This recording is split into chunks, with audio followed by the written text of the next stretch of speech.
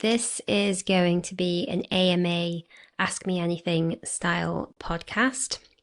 And it's going to be the first one that I'm doing. So this is really just a bit of an experiment and we'll see how it goes. I am quite used to doing question and answers because we have Q&As as part of our online courses.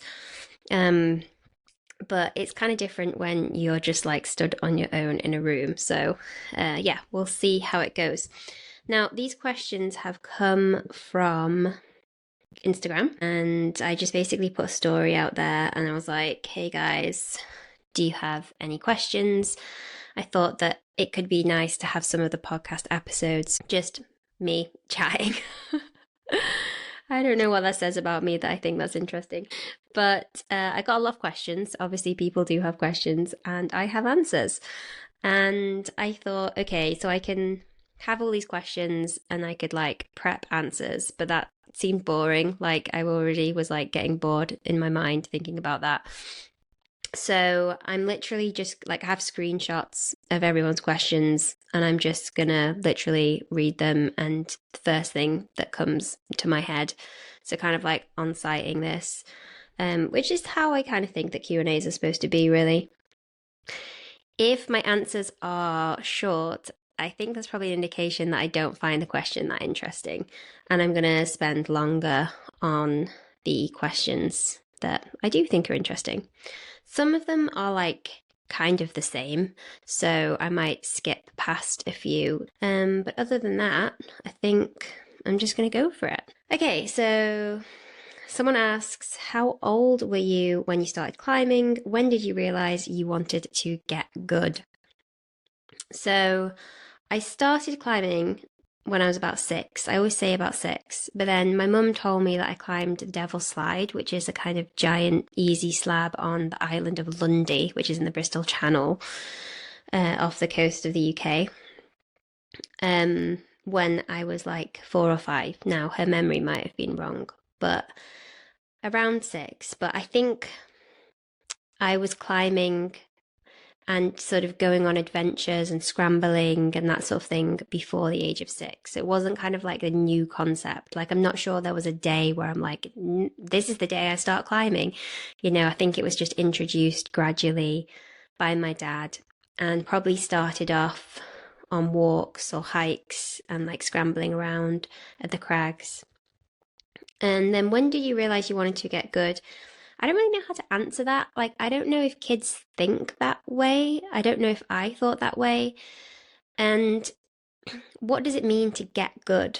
Like, what does that actually mean? You know, like, an average climber is a really good climber to someone who's just got started. You know, someone who's been climbing a month is probably really good to someone who's never been before.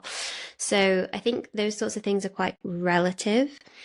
And then when I was younger, people thought I was good just because of the fact that I was a young, small girl. Like, just in those days, like seeing a 7-year-old girl at the climbing wall or at the crag was like already sort of an unusual thing. And I was already better than everyone expected me to be because little girls just didn't go climbing. So in some ways, I was like fed this message right from early on that I was good at climbing, but I don't know if I was actually particularly good compared to other 7-year-old girls.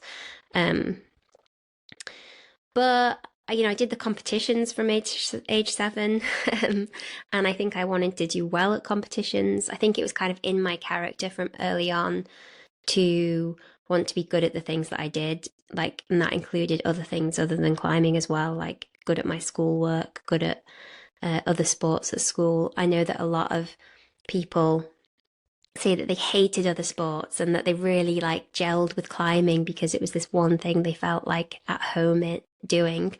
Whereas for me, I also liked other sports. Like I was really into running and hockey and that kind of thing. Okay, next question. Hardest thing about becoming a mum.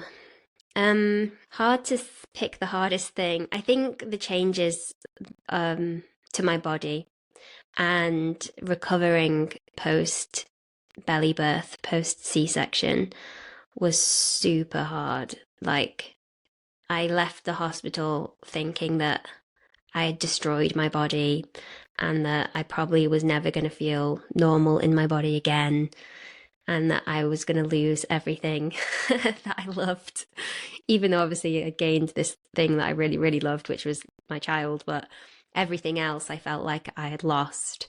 And I think a lot of that is the hormones are wild after birth. If you've had a sort of medicalized birth, there's sort of like, or even if you haven't, birth is just this really intense experience that's really tiring a lot of the time for a lot of people. And you don't usually sleep for a while. And also the end of pregnancy is just really hard on your body as well. So even if you have this like perfect birth experience, just the last month or so of pregnancy is really hard on your body. Recovering from that was really, really hard. And I'm still kind of on that journey. I wouldn't say I'm recovered yet, but I feel like more myself in my body now. Whereas for a while, I felt like someone who could barely do life tasks. When you go from feeling like an athlete to someone who can't sit up out of bed or can't go for a hike or can't even really like do a lot of things around the house that you would normally do with ease. That's really hard. What's your favorite camp size? So this is what happens when you just don't even put the questions in order. I don't want to like be mean to the person who's asked this question, but it's such a boring question. I just don't even know like why on earth you would be interested in that for yourself, let alone for me. But just to give you an answer, I quite like the 0.4 camp size in the Camelot. It's about finger size for me. It's like baggy fingers. I don't know. I tend to think that 0.3s and 0.4s just sit really nicely. So yeah, there you go. What's the best way to train for outdoor climbing indoors with new school setting everywhere? Okay, so for those of you who aren't aware of this, new school setting is kind of like more this comp style setting where there's lots of dynamic moves and maybe like run and jumps, and it's kind of like more like parkour climbing, parkour crossed with climbing versus like what you might do more outdoors.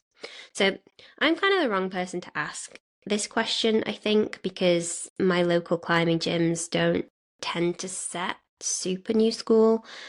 But I would say if you can get on a board, if you're strong enough to climb on a board, like a moon board or a kilter board, fingerboarding, anything where you're holding small holds, I think is going to help for outdoor climbing. And then also just other physical training things like doing a lot of core. I also don't know what kind of outdoor climbing you're doing. Are you doing routes? Are you doing boulders? What's the style of it? But fingerboarding and climbing on boards. And I think don't be afraid to set your own boulder problems. Like if there's some stupid dynamic move that you're like, I don't know if I really need to practice this for my goals, then, add in a hold, take away holds. Don't be afraid to change things up to get the right training stimulus. Next question. If today was the last day you could ever rock climb, what would you do? So this is one that I actually thought about, but then actually didn't come up with a great answer. I think the first thing would be like how to not be really, really sad. It's like saying tomorrow's the last day you'll spend with your husband. It would be just really, really sad to be like, oh my God, this is our last day together. Like, how are we going to enjoy this? I don't know. So there's that. I don't know. I guess I would fill it with as much climbing as possible. My first thought was I would love to climb El Cap, but then I was like, you've already climbed El Cap. Like, wouldn't you want to do something different? But I know that I could probably try to climb El Cap tomorrow, although saying that I am very unfit postpartum. So tomorrow, what could I actually do? If I felt like I was going to be too unfit to climb El Cap tomorrow, then maybe I would like go to one of my favorite sport crags and just do tons of pitches, like some two-for crag in Greece or something. That just sounds really nice to me right now. Okay, what What's been the most unexpected / surprising thing about motherhood for you? That is tricky. Yeah, I don't really know how to answer that one. I think that a lot of the things I've experienced as a mother so far, I kind of sort of expected them because in some ways they're kind of universal. Like everyone talks about, how much you love this little creature. Everyone talks about how hard it is to recover postpartum. Everyone talks about how hard it is on your relationship with your partner. Everyone talks about the fact you've got less time. Everyone talks about the joys of it, although it's harder to explain the joys of it than the bad parts. Everyone talks about how fast it's going to go, and it has. So even though these things are expected, it's like I guess all these things I expected because people talk about them, but they were also surprising because having someone tell you that something's going to be the case, like having someone say, these 6 months are going to go so fast. My daughter's about to be 6 months. And I'm like, yeah. So expecting it to go fast. But then when it happens, you're like, oh my God, it's gone really, really, really fast. It literally feels like yesterday that she was just this tiny little thing. And like she's doubled in size. So I don't know. I don't have a great answer for that. Sorry. What's the best thing about climbing since you became a mum? And what are you looking forward to most next as a climber? See, I like those questions because they're kind of like positive questions, aren't they? The best thing about climbing since becoming a mum is actually just going climbing. It's like literally going climbing. Because in my second trimester, I really enjoyed climbing. And then probably like the first half of my third trimester, I really enjoyed climbing. But towards the end of my third trimester, it's just not the same. You're on top rope in this full body harness. You can say that you enjoy it, and I did enjoy it, but it's just not the same. So, and then of course 6 months of no climbing postpartum. Sorry, 6 weeks of no climbing postpartum. And then when I started again, I really didn't feel like myself. I didn't feel like I was in my body. So I've just been enjoying climbing so much, and just the movement, feeling like I'm back in my body. Just all the things that I loved about climbing, but kind of like these things felt fresh and new because I'd had this time off. And then the next one, what are you looking forward to most next as a climber? More climbing. I don't know. It's hard to. I'm in the process of like trying to figure out what goals I've got this year and what that's going to look like for me having a kid. And there's like most parents, there's this kind of tension between like wanting to be there for your kid and also wanting to be there for yourself, and climbing's also my career. And then also I need to sort of get a sense of like where my body's at postpartum as well. But I think what I'm really looking forward to is trying hard on routes outdoors again, whether that's trad or sport, because so far I've mostly been bouldering and climbing indoors on routes. And I think just feeling that flow of being on a climb and being present and trying hard and being kind of like invested in a climb, like having like a little project or something, is just like the experience I'm most looking forward to. How have you dealt with being a female athlete in a male dominated field? So that's kind of like a big question. I guess I'll start by saying that when I was younger, it was very much male dominated, especially the kinds of crags that I was frequenting, trad crags in the UK and abroad. It'd often be the only female at the crag. I remember rocking up in Camp 4 in Yosemite and just, there's just not that many women. And, I got a lot of attention when I was younger for doing the kind of climbs that I did because a few women did them. But it's very different now. It's, I don't even know if it's still male dominated. I guess in some places it is. And I imagine that there are more male participants still compared to female, but it's not sort of dominated in the same way. Certain areas of the sport, like teaching, instructing, guiding, new routing, these are very much dominated by men still. But that's even changing. And how I dealt with it, I think at first I probably like emulated men. I do think I have sort of quite masculine traits in some senses anyway, but I think that you tend to sort of absorb the sort of the traits and the values of people around you.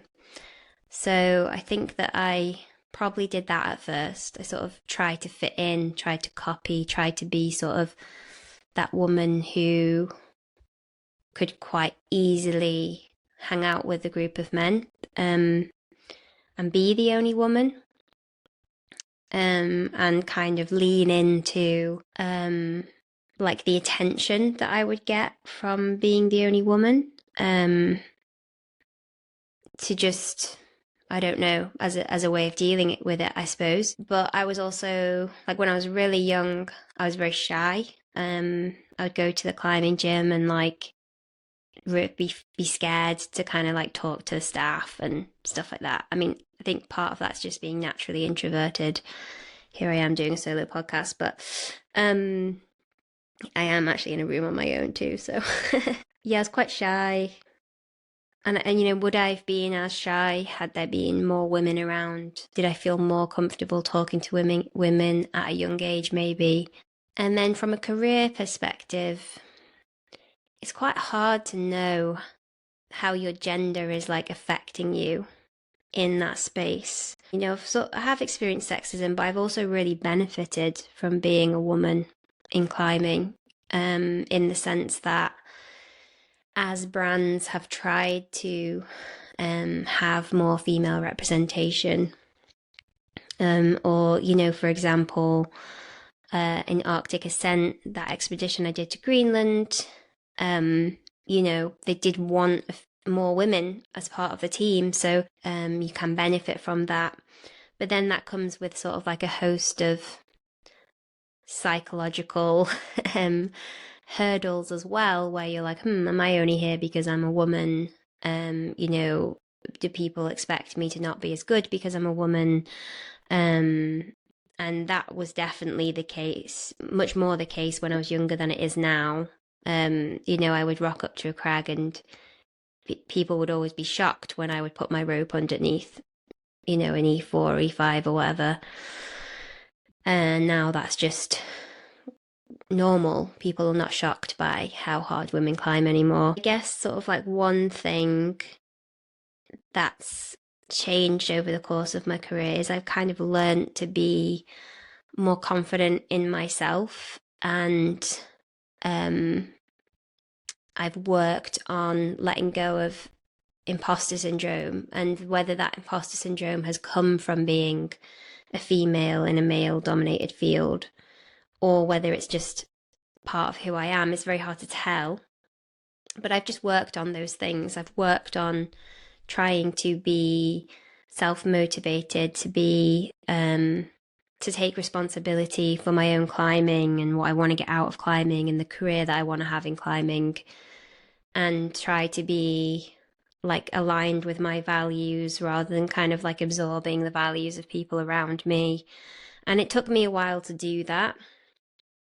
And I think that maybe when you're a young woman and everyone around you is kind of like an older man, it's easy to kind of just like go, okay, well, they know best, where you're like, I don't really actually kind of like adhere to that actually when I come back to my values. So yeah, just, I guess, and that's just part of growing up in general, isn't it? Like whether you're in a male dominated sport and you're a woman, or, it's the other way around, it's very easy to be swayed by other people's beliefs and values. And I think part of growing up is just kind of understanding what your own beliefs and values are, and trying to stay true to that. So something that I would call your true north, rather than like being pulled around by what I would call your magnetic north, which we actually talk about in our mindset makeover course. Okay, what would Hazel of 10 years ago say to the present Hazel? What would Hazel of the present say to Hazel of 10 years ago to motivate her? So looking back, I think those questions are related. They're from different people, but like, what would I say to the Hazel of 10 years ago to motivate her? Yeah, don't be swayed by the noise. Do what you want to do. I actually did a YouTube video called If I Could Start Again. And it's kind of like, if I could start again, what would I do differently? And it's kind of a similar question. And although 10 years ago I was not even that young, I mean, I was young, but I was 26. So what would I say? I think in my 20s, what I could have done with hearing is be more intentional. I'm a natural kind of go with the flow type of person, but I think if I had been a bit more intentional, if I'd set slightly better goals, if I'd reached out for coaches, or, I had this epic shoulder injury for so long, and, I did get help from physios, but I was always a bit slow to get help. I was always a bit slow to sort of go, okay, I'm just going to sort this out. It was always just next trip. And, I don't have regrets or anything, but I wasn't very intentional, and I'm a lot more intentional now. And I think that I could have done with being a bit more intentional back then. And then what would Hazel of 10 years ago say to the present Hazel? Yeah, I don't know. Maybe something along the lines of like, don't forget to have a lot of adventures. I think with my lifestyle now, being a mum, working more, I have a business now. I spend more time in front of the computer than I did when I was in my 20s. I spend less time just climbing outdoors, but then I also spend more time training, and, in some senses I kind of get more done from a climbing perspective, in terms of like quality experiences, in some senses. In other senses, I don't. And something that I used to do in my 20s, I used to just go climbing, have adventures. And I used to prioritize those kinds of out there experiences a bit more. So I think my past self would say, don't forget about that. And I'm actually, that's one of the things I'm really looking forward to doing when Alia is bigger, is having mini adventures with her. Yeah. Something I'm looking forward to. Sorry, my throat's a bit croaky. It's because I've got a bit of a cold. So I like this one. When you're afraid, do you have coherent thoughts of what you're afraid of, or just feelings and vibes? This is really interesting, because basically what this person's asking is, what makes up fear? Is fear a negative thought? Is fear a feeling? And what is that feeling? So from a scientific perspective, fear has both components. It has a stress component. So there's always stress in fear, but there's not always fear in stress. And then it's got this sort of cognitive component where it's like, I am scared of this thing. Whereas like, it's possible to just feel anxiety or just feel stress without that kind of like more cognitive thought-based component that has some kind of content around the thing that you're afraid of. So that's sort of like the fearful definition. But you've added in here coherent thoughts. And I think that sometimes when you're afraid, they aren't coherent. Sometimes it's just thoughts around things that could go wrong. For example, when you're climbing, it's like you might have a general stress response, but then just lots of negative thoughts pop up around the different fears that you might experience in climbing. Like, oh no, what if my rope snaps? Or what if my belay is not watching? Or da-da-da. And like those thoughts can be around those things, but they might not be super coherent. So, and I feel like I've had all of that, I've had the straight up, I'm just stressed. I've had the coherent thoughts, the incoherent thoughts, all the feelings, all the vibes. But one thing we get to do with our students who go through the Strong Mind course is to become more aware of that, because then that helps you get the challenge level right. So like, say you're going into the climbing gym and your intention is to get the psychological challenge level right, which if you are involved in mental training or fear management, that is something that you'll be trying to do. And you notice, like, you check in with yourself. So something we get our students to do is check in with ourselves. And there's different indicators of stress. The main ones are breath, what you're doing with your eyes, sensations in the body, and then tension. If you check in with those indicators of stress, how do you feel? And say you walk into the gym and because you've had this epically stressful day, your like heart rate's already up, your breathing's already different, you already feel like anxiety, like in your chest or in your throat or in your stomach or something, you're like, okay, that can be your indication that you probably need to kind of chill it a bit, that session. So yeah, for those of you interested in that, like building more awareness around how you actually feel when you're scared and like what you're thinking about is really helpful for mental training. How to balance hard onsights with the fear of taking a fall that is more likely to set me back than help. Yeah, great question. Again, this sounds like a question from someone who's already thought a bit about mental training, is what I would say, because just knowing that taking a fall that is not appropriate for them, so like a fall that's too big, that's too scary, they're too stressed when they take it, is going to set that person back. But not all climbers know that. Climbers think that if they can do it, they can do it. And if they survive, then, what doesn't kill me makes me stronger. That's kind of the attitude of lots of climbers, but that's actually counter to like how fear works. If we have experiences that are super negative or super stressful, that is more likely to actually ingrain fear further than to help you not have that fear association anymore. So what I would say is, what's your priority? Is it to send these hard onsights, or is it to unlearn fear of falling, or to get more confident at leading, or to get more confident in general, or to recover from a fall that has already set you back? So yeah, what's your priority? If your priority is to like really do these hard onsights and you're okay with the risk that if you take this big fall, it might set you back, then go for it. But if you're like, hang on, I mostly want to prioritize my long-term learning in the sport, then maybe you would not go for those hard onsights. So there's the two options, but of course there's usually your third option. And the third option is to try to do what you can to manage the challenge as much as you can. So can those hard onsights be a bit less hard? Can they be at crags that are really friendly? Could you put the quick draws in first, get like a friend to put them in, or pre-clip the first two draws? Or what ways can you kind of bring the challenge level down a bit so that you're less likely to take that big fall that might set you back? Someone says, internet is lacking tips on how to keep weight on climbers' feet. True, false? I don't really know the answer to this question because I have not ever once looked to the internet to find an answer to that question. I would say that there's probably a bit of a lack of information in general around climbing technique, and that's because it's really hard to teach climbing technique.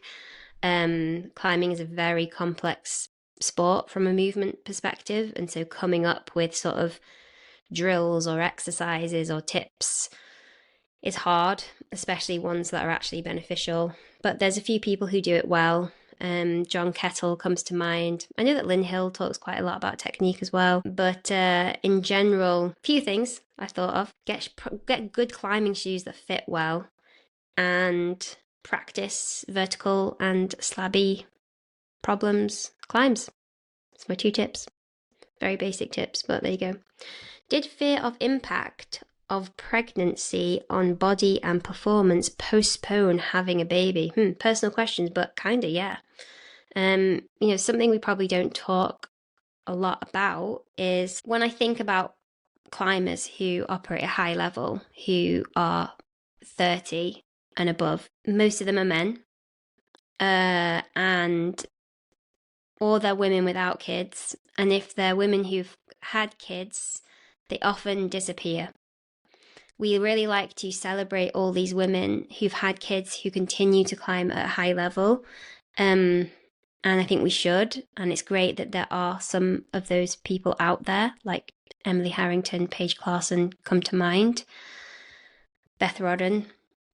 But a lot of female climbers just like, I don't want to say disappear because that's kind of the wrong word, because they're still there. They're still very much there. But, we don't hear about their stories because they maybe got dropped by their sponsors, or they don't have time to climb that much anymore. So we don't hear about them doing hard climbs still. And that's because pregnancy and birth does really affect your body. It does affect your climbing performance. And then also, so does having a kid, especially if you're a woman, because if you want to breastfeed, you're just more physically tied to your baby. Like, my climbing is going to be very much constrained this year.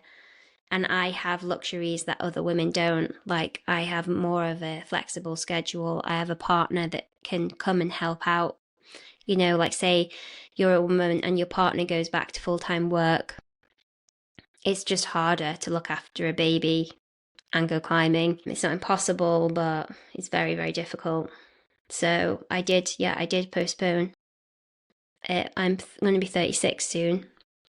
And if it wasn't for biology, I probably would have waited even later, is the honest answer to that question. Trad, sport, bouldering, only one from now on. Which would you choose? You know what? I think I'm going to choose sport climbing. I'd have to move somewhere else though, because the sport climbing is not great around where I live.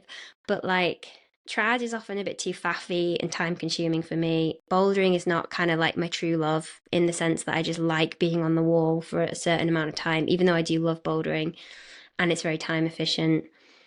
But yeah, so sport's kind of the one in between those two. So yeah, I'm going for that. The hardest thing about postpartum life, I feel like I've kind of already answered that. Changes to the body. Have you ever climbed in Scarcar Bluffs in British Columbia, and why not? I don't like this question because you've assumed that I haven't, when I have.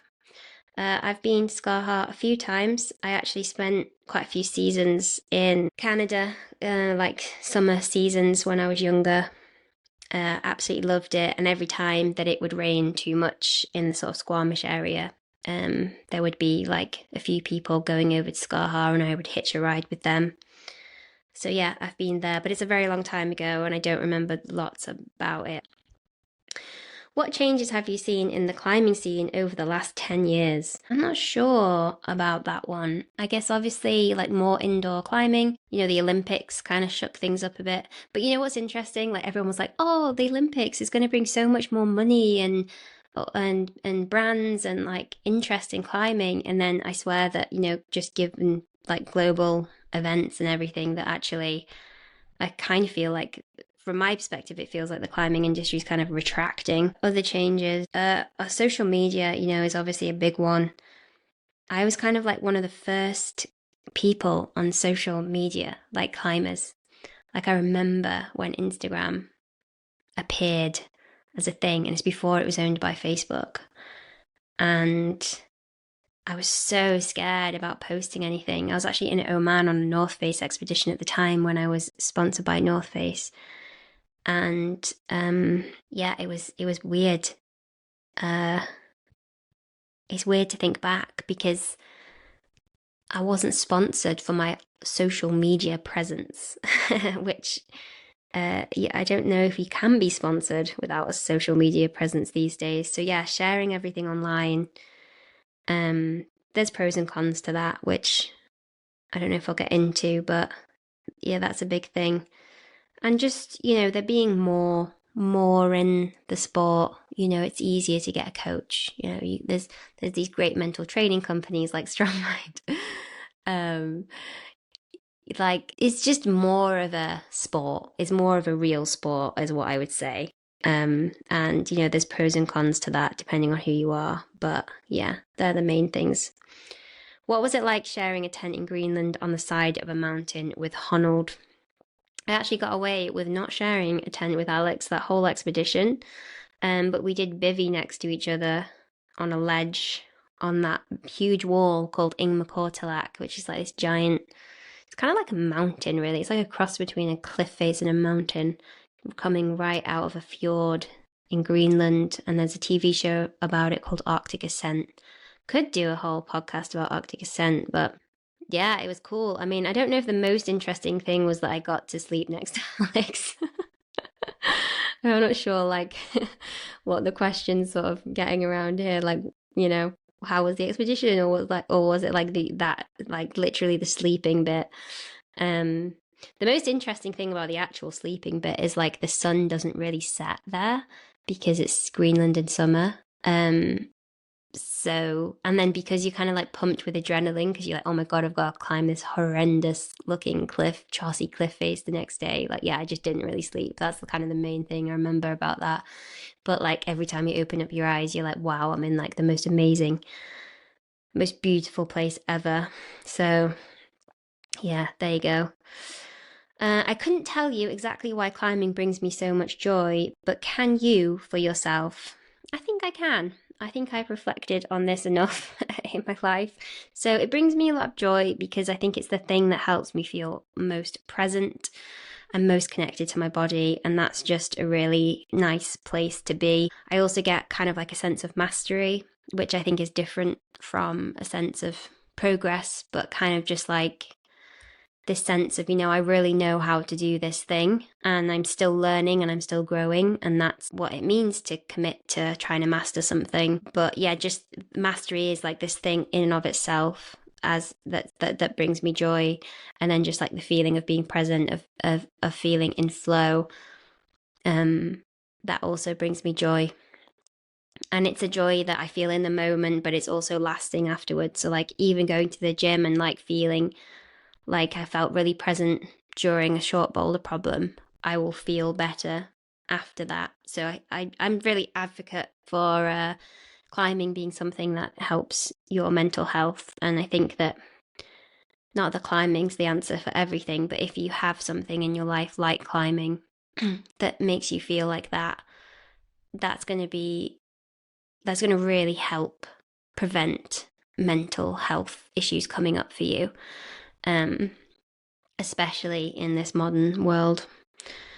What is your favourite crag to climb at in Scotland? So I'm really sorry to all the Scottish people out there, but I've barely climbed in Scotland. So yeah, I just don't have a favourite crag. I'm really sorry. It's something that I was kind of keeping for when I moved back to the UK. I was like, I'll explore Scotland when I live in the UK again. And then I live in the UK and I'm like, I live in a really wet, rainy place. I really don't want to drive like 8 hours to another wet, rainy place. So I tend to like just drive south or fly south whenever I want to travel anywhere to escape the rain.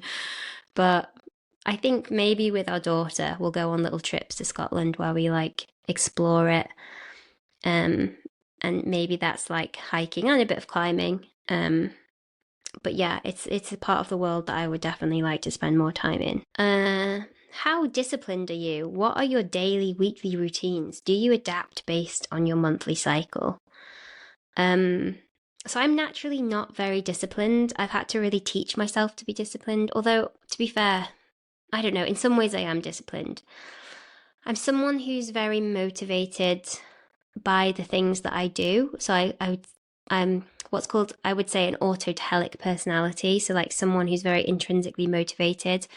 I like to do things for the sake of doing them rather than like for rewards, if you know what I mean. So like I like to go climbing for climbing's sake, but there's other things in my life I really like to do the work that I do just because I think there's value in of itself. And obviously part of that's just being lucky enough to do the job that I do, but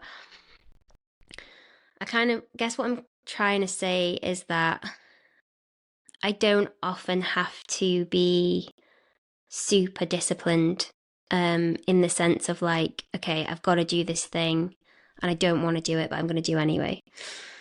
But that said, I've had to be very disciplined around training in pregnancy and postpartum. A lot of the stuff that you do in pregnancy is just like rehab PT exercises, and the same postpartum. And I've had to sort of commit to that. I'm not a very routine based person either, although again, I've tried really hard to have more of a routine. Unfortunately, my husband's also not great with routine. So we're kind of like, our lives are pretty chaotic. Like we don't have things that we do every day, for example, apart from like getting up, having breakfast, and then throw a baby in the mix. And yeah, like not great routines. But I have learned to sort of like be more intentional, be more productive, be more careful with my time. In my 20s, I had a lot of time and I just, I didn't have to think too much about making the most of it. Whereas now I have less time. I do think about those things. Do you adapt based on your month cycle? I still don't have a cycle postpartum yet, but I did do, yeah. But I would adapt sort of more my climbing rather than other things in life. Like I wouldn't go and want to try and red point an E9 when I had PMS. Let's say that. And like I would just listen to my body and like maybe I would train not as hard on the days where I felt PMSy. What was your first experience leading trad climbs like? How old were you? So I was pretty young, I think. I think I was probably like 7 or 8 or 9 or something. And I think it was in a place called Portishead Quarry, some easy crack slab thing. People who climb there will just be laughing. I know it's like some crappy quarry. And I think there's a picture of me, and my dad is soloing it with flip flops on next to me. So that's how easy it is. And he's like showing me where to put the gear in and stuff. But yeah, I was probably scared. I don't know. Probably wasn't that scared on that one though, because if he was next to me, and then probably one of his mates was belaying me, something like that. I don't know. I want to say like the first word that came to my mind was empowering. What were your first experiences like? And I want to say empowering because that's pretty cool when you're like a little girl to like lead trad.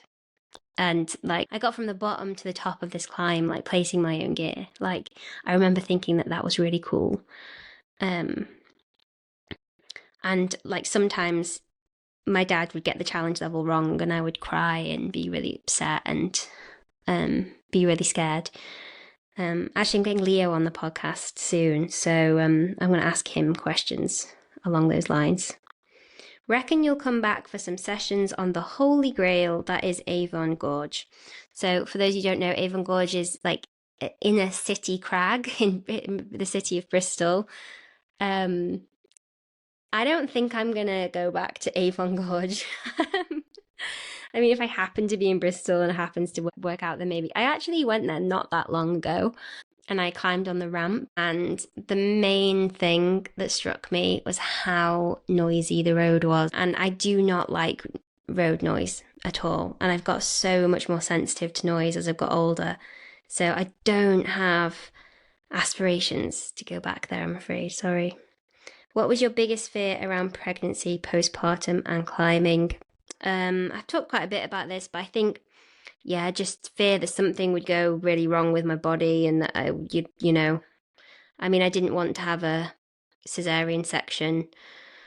So that was a fear that came true.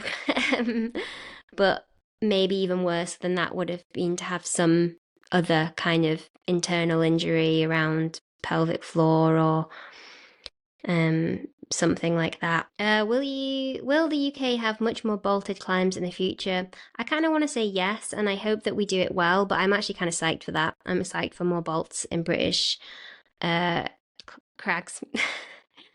Yeah. Weirdest Euro climbing thing you have ever heard of? Oh my god, I bet there's some things, but I can't think of any right now. But this is one of the ones I kind of wish I'd just like brainstormed with Angus because I bet there's just some funny stuff that we could think of, but I can't think of any. Have you ever had times in your climbing when you've crossed from passion into obsession, addiction?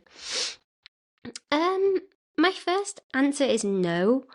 But I think that like how you see that from the outside can look different. Like I wonder if my family think that I'm obsessed with climbing or have thought that. I think that for me, the difference between passion and obsession addiction is that passion is a positive effect on your mental well-being in general, and obsession addiction does not have a wholesale positive effect. It's probably slightly negative. And I think that I can't think of a time where climbing has had like There's been specific things about climbing that may have affected my well-being, but that's to do with my mindset. And I don't know if I would have I would have characterized it as obsession addiction. I probably would have said something like my self-worth was too attached to performance in climbing, and therefore it negatively affected my well-being. But I wouldn't have said that it was because it was an obsession or addiction. It would have been, I would have said that my mindset wasn't as good as it could have been, and that affected my well-being mentally. So yeah, views on encouraging more minorities into climbing, LGBTQIA folk, and people of colour, etc. I would say that we talked a lot about this, like 3-4 years ago, and I think it was kind of like a much needed conversation to have in climbing. And I think that off the back of those conversations, lots of good initiatives have happened as far as I can see. Most climbing gyms have LGBT nights, or there's lots of festivals and events that are kind of specific to minority groups. And there's sort of like a lot of diversity and equity initiatives within climbing, like my sponsor, Black Diamond. I think a lot of the like philanthropic work that BD does is around diversity and equity, and some of the programs they have are like scholarship programs basically that help minority groups either get into climbing or become leaders in the sport. So I think there's like initiatives that help people of colour get access to guiding qualifications and support in that way, because if we have leaders in the sport of different minority groups, then people can look up to them as role models and that kind of thing. So yeah, that's my views on that. In your career, have you ever felt pressure to perform? If so, do you still feel that pressure? Yeah, I mean, I don't think you can be a professional athlete without feeling pressure to perform. It's literally just part and parcel of what you do. It's what you get paid for. Every trip you go on, every photo shoot, every expedition, every year, there's pressure to perform, and you wouldn't be being honest with yourself if you didn't accept that as part of the deal. So yeah, I think I feel it to some extent.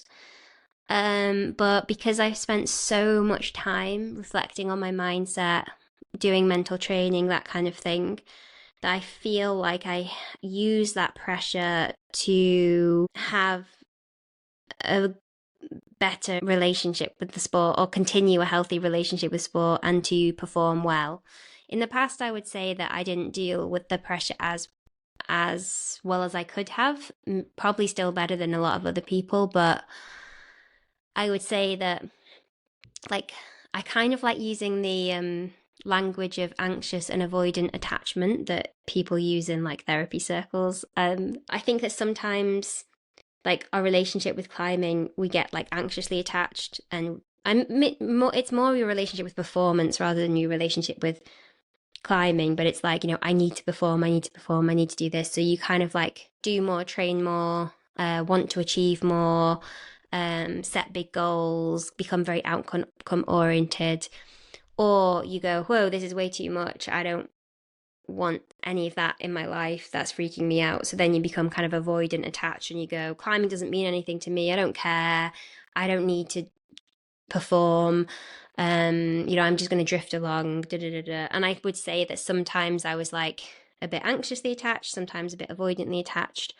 I would say that these days I'm like pretty much have that quite balanced. And you could say securely attached if you wanted to use that terminology, but I would just say that I have like a pretty healthy relationship with climbing, and have done so for a while. I think that there's still things that I could learn, and in terms of managing pressure, but I want to say that I'm actually like fairly good at that. Like when we went to Greenland, that was like about as high pressure scenario as you could maybe even get in climbing. Like, millions of dollars had been spent to make a TV show. We needed to climb the final wall for it to be a TV show worth watching. There was 3 climbers who could climb that wall. One of them pulled out. Alex wasn't going to solo it, although he threatened to, but they wouldn't have even allowed him to, as in, like, they wouldn't, like, it wasn't part of their insurance. So, like, they couldn't have shot it. So it wouldn't have saved the TV series, even if he had soloed it. So, like, I was the only person who could have climbed that mountain with him. So, yeah, I mean, that's high pressure. And I think I managed it fairly well. How do I start learning trad? So, kind of tricky. 2 ways, really. Find other people who do it, who would be willing to help you out and give you some pointers. Ideally, though, I think that you would hire an instructor to teach you stuff, and then learn as much as you can yourself on your own, like through online resources, YouTube. Go to a crag with a trad rack, place as much gear as you can, and like just walk around the base of the crag placing gear to practice placing gear. You can even just like sit on it to weight it. Not obviously above the ground, but just experiment. Do as much as you can on your own if you're on a budget. If you're not on a budget, then hire professionals to teach you. I was really lucky. My dad taught me how to trad climb. How has your relationship with risk evolved since the classic place less gear interview? I don't actually remember that interview. But I probably can imagine what I was like, what I said, and when I was younger, I was definitely part of that like cohort of climbers where it was like, doing risky things was cool. And sort of bold is better, that kind of thing. But you know what? I think my relationship with risk is kind of the same. I mean, I'm not as reckless as I used to be. I'm more considered, I'm more thoughtful. Just because I'm an older person, when you're young, you're just not as considered. You're just not as smart, really, are you, when you're young? Sorry to all the young people out there. I mean, in some ways you are smarter, but I don't know. For me, anyway, I was just like a bit more reckless. I think I'm just a bit more careful, I guess. What challenges did you run into in your climbing career, and how did you overcome them? Oh, and what challenges? I mean, making enough money was a big challenge for me in my early days. Like, a lot of people, I guess, don't know this, but like, I did used to be a proper dirtbag. Like, my first year as a professional climber, I didn't rent anywhere. I didn't live anywhere. I couldn't afford to live anywhere. I didn't even have a car. I just kind of hitchhiked around with my tent and stuff.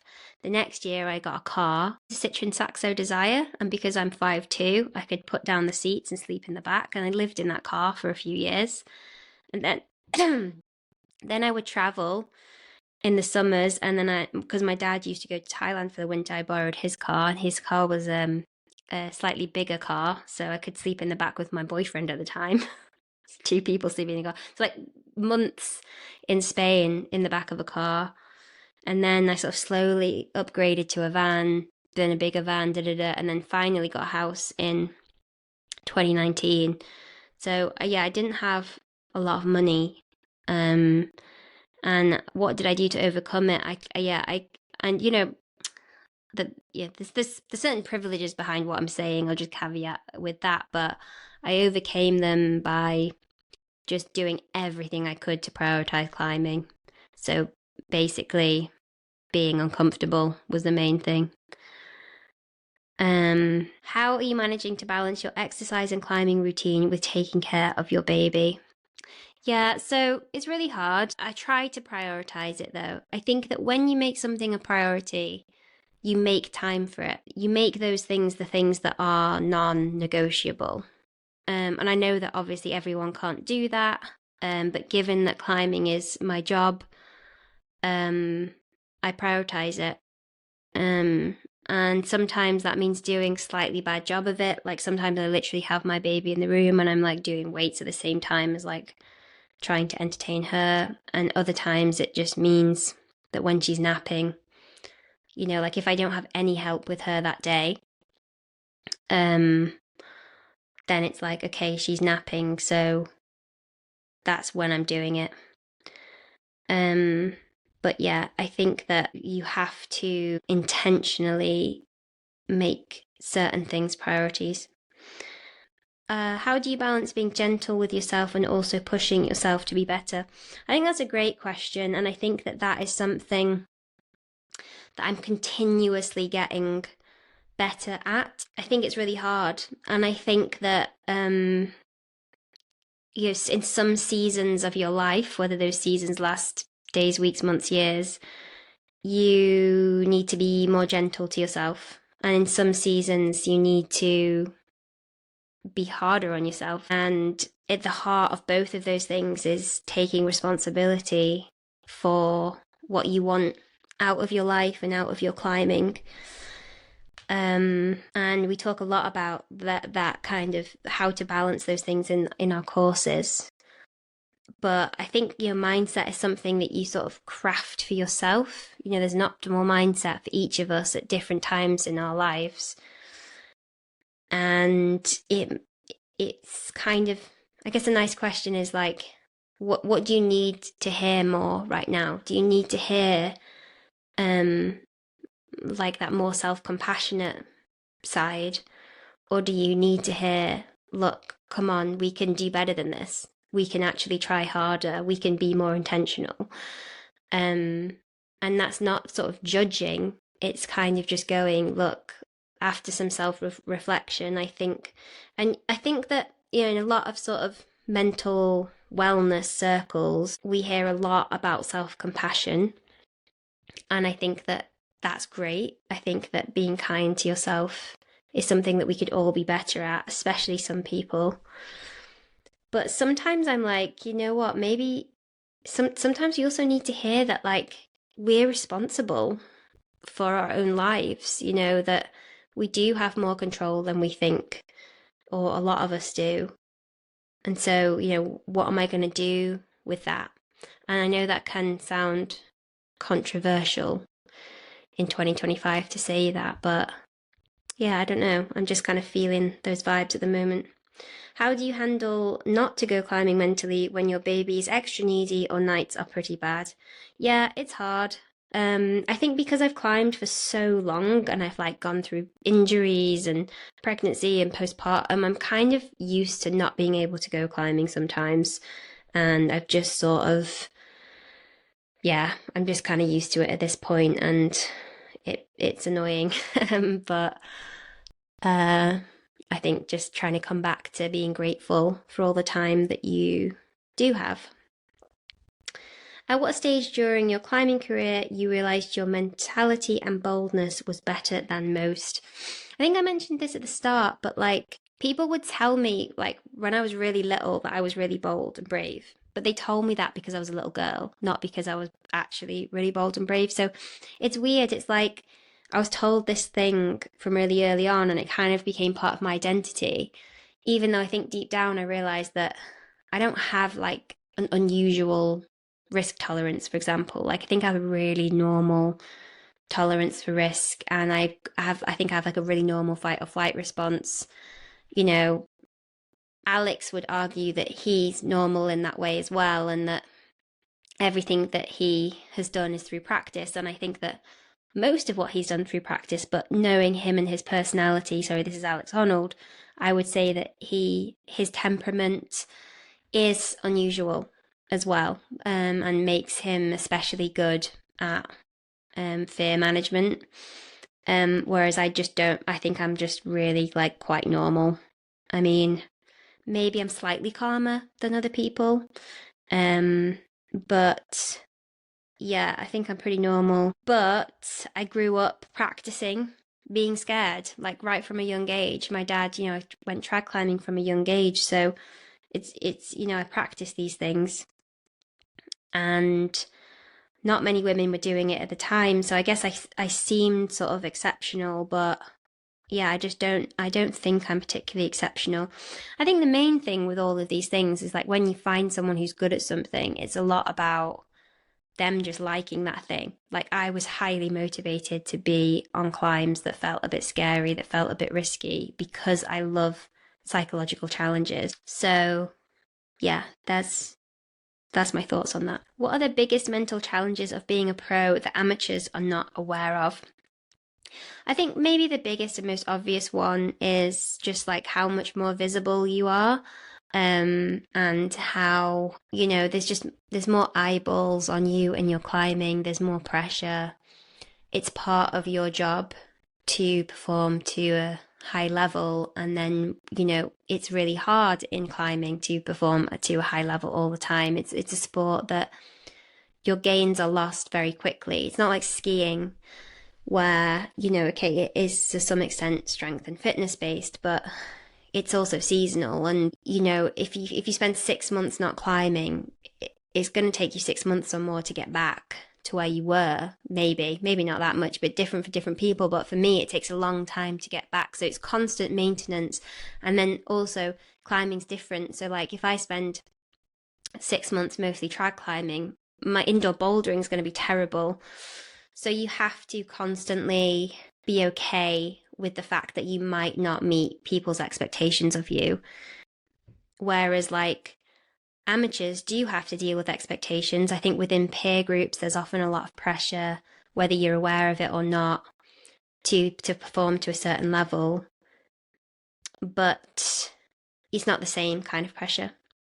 How do you think your approach mindset to climbing will change as you get older? Yeah, I'm not sure, to be honest.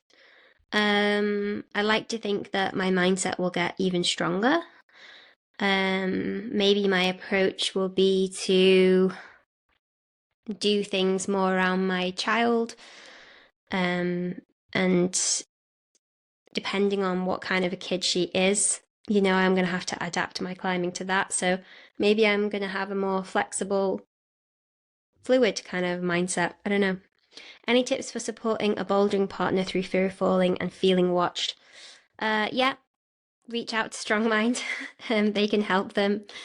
We can help them. Sorry. I think mostly when you've got a partner who's going through something like that, don't tell them what to do, especially not in terms of like falling and that kind of thing.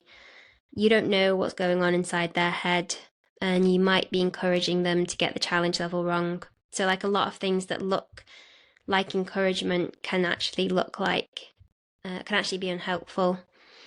So, yeah, just asking them what you need, what they need from you, how you can support them, not being judgmental, understanding that things might feel harder for them than they do for you, and then empowering them to make changes, to seek help. What are they actually doing about it? Are they actually training themselves to have these problems be less problematic? So kind of brainstorming options could be helpful as well. How did you structure or change your climbing training during pregnancy? So Joy Black does all my training for pregnancy and postpartum, and you can find her on Instagram. What do you hope to achieve in the next 5 years in your climbing? That's tricky. I need to sort of like think about what my goals are. And it's really hard to do that as a new mum because I don't really know what's happening with my body and I don't know what kind of kid I'm going to have. But I want to continue to push myself, and I think that I will just find challenges along the way to do that. And I think that what I've often done in my climbing is said, I want to go to that place. And then I found climbs that I want to do in those places. So I think we're going to go to North America in the autumn. And just because I want to spend some time in places like Squamish and California. And yeah, so yeah, I'll come back to you on that one. How did you pick your daughter's name? It's actually my husband's great grandma's name. He was going through some like old records and we like really didn't know what to call our kid. And he's half French and she's going to technically be French because of that. And his great grandma's French. And we just thought, wow, that's a really pretty name. So that's that. I'm new to climbing as my boys are very into it. What can I do to support them and grow myself? I would just say, I'm highly biased around these things, but be mindful of your own mindset and how your mindset is, how that might influence your boys. I assume these are your kids. How that might affect their experience climbing. I think there's lots of, like, the parent-kid dynamic at the crag is interesting because you have parents say, I want my kids to just to love climbing. I don't want them to feel the pressure to climb certain things or to be stuck on outcomes like grades. But then in their own climbing as a parent or the adult in their own climbing talks themselves down when they don't climb a certain grade or like beats themselves up or is negative when they don't perform well, but then they're sending this other message to their kids, and I think that's confusing. And it's kind of this like coach yourself how you want to coach others. There's more I could say on that, but I think that I'll leave it there. What are some of your biggest fears nowadays, and how are you working through them? I have fears around like the global situation, which like I don't want to go into, but yeah, I just feel like every time you turn on the news, it's kind of scary at the moment, and I have fears for like my family and our business and that sort of thing. Also have like, I don't know if other mums can relate to this, but like intrusive thoughts about things happening to Aliette, and they're kind of scary, but also not founded in anything. And then yeah, I think I have a really great life. Sorry, that sounded weird.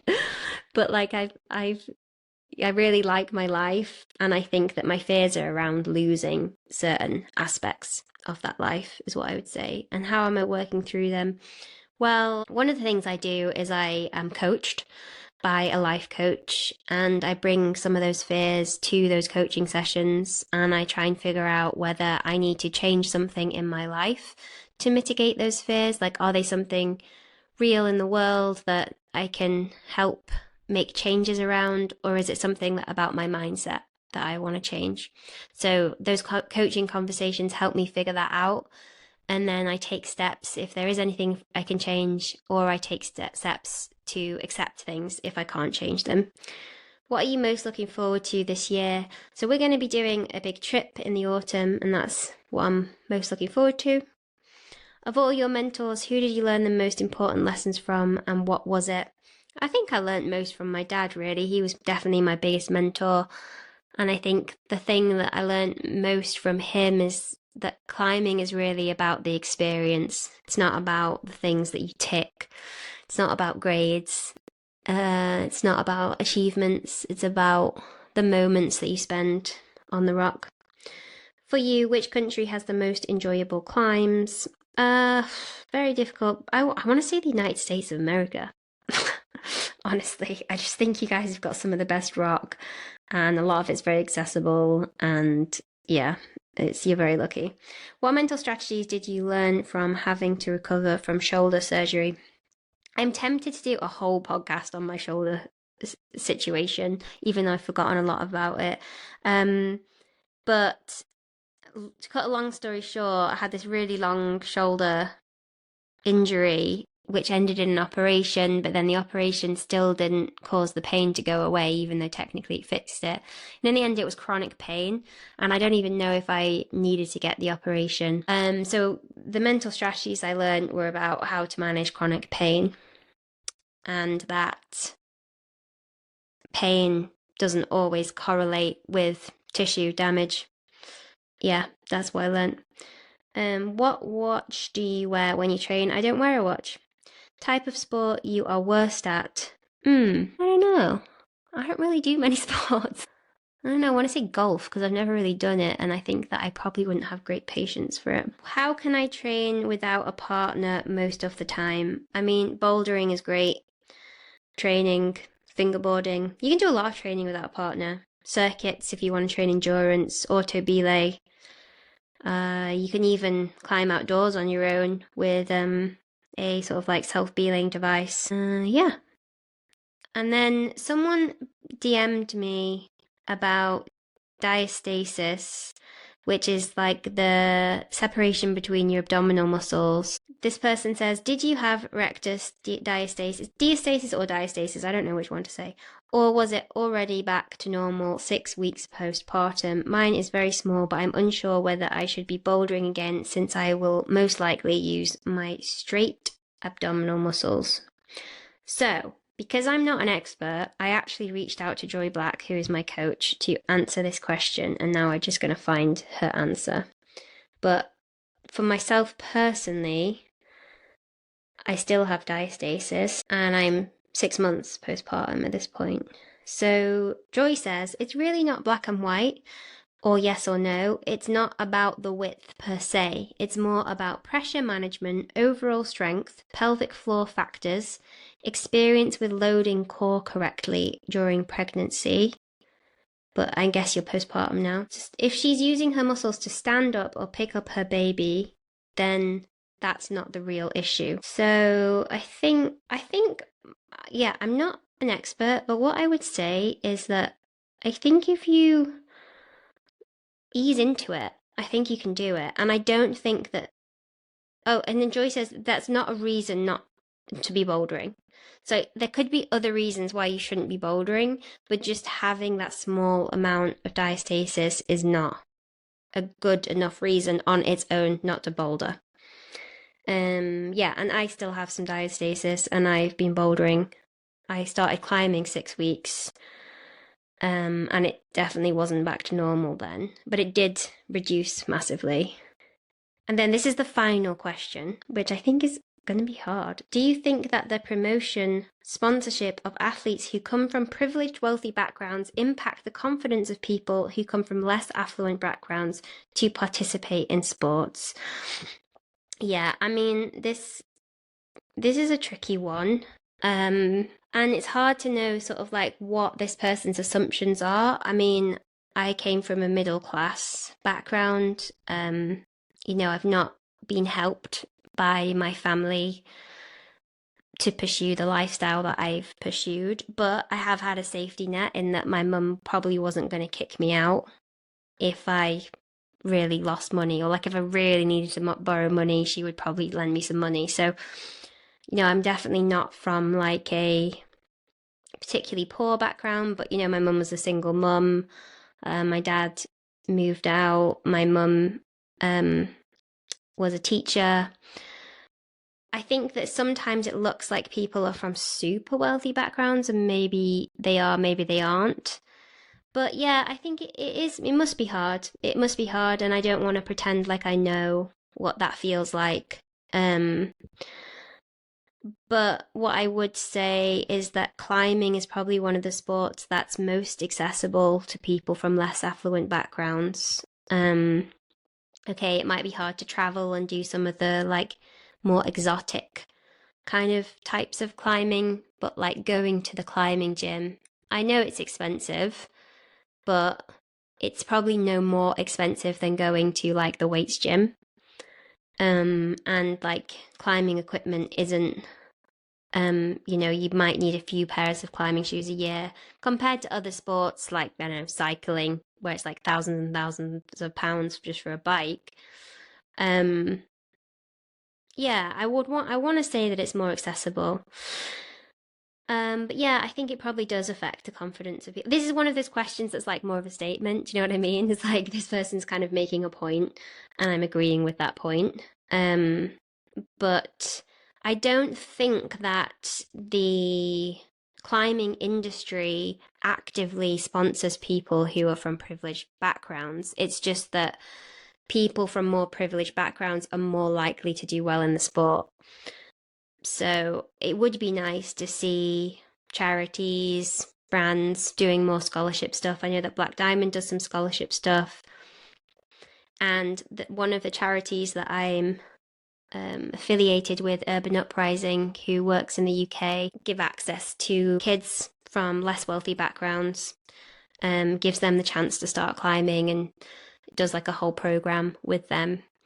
So there are initiatives, but yeah, no, it's hard. It's definitely a tricky one. And there's probably more things that we could do to improve things on that front. All right, that was a lot of questions. Wow. I'm quite tired in my brain now. So hopefully those last questions made sense. But I also enjoyed it. So yeah, thank you for listening. I'm going to try and do one of these again. And I actually, there's like some questions that were emailed that almost could be like whole podcasts. So yeah, keep an eye on what's happening with the podcast. We're going to have interviews with people, and we're also going to have conversations on particular topics.